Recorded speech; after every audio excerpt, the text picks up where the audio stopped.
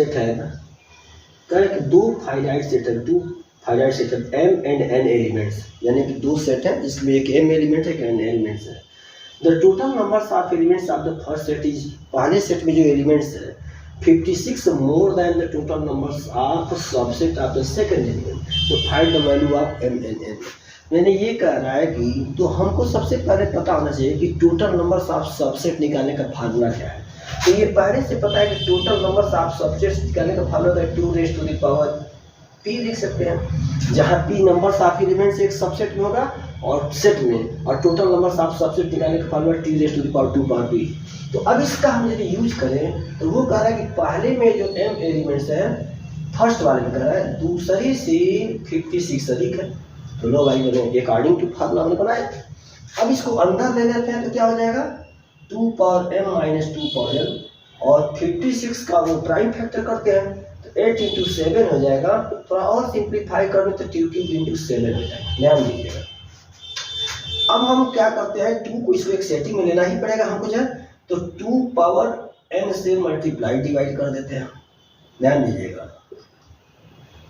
ये हो गया 2 के पावर क्यूब इंटू 7। अब अंदर ले जाएगा 2 पावर n को अंदर ले जा रहे हैं तो 2 पावर n 2 के पावर हो जाएगा m अपॉन 2 का पावर n माइनस 2 का power n and divided by 2 raise to the power n and 2 cube into 7। ये इससे कैंसिल हो गया, बचा क्या 2 पावर n, और ये हो जाएगा 2 power m minus n minus 1, ध्यान दीजिए 2 पावर क्यूब इंटू 7। अब इस सेटिंग में लिखने का यदि कोशिश करता हूँ, इसको अंदर ले जाके करता हूँ तो अभी कई तरीके से हो जाएगा। यदि अंदर ले जाकर इसको अंदर ले जाते हैं तब क्या हो जाएगा भाई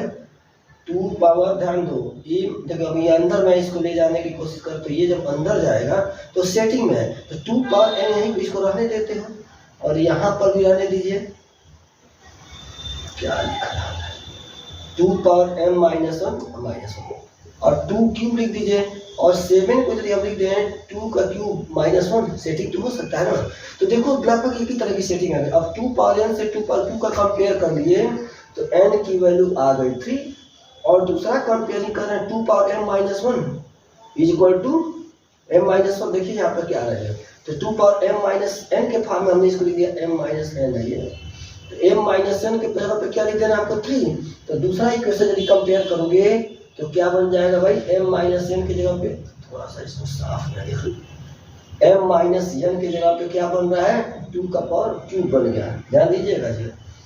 अब कंपेयर करके 3 की वैल्यू पुट कर दो इसमें, तो अब देखो यहाँ भी कंपेयर करेंगे तो 2 का power m minus n compare कर देंगे तो हो जाएगा m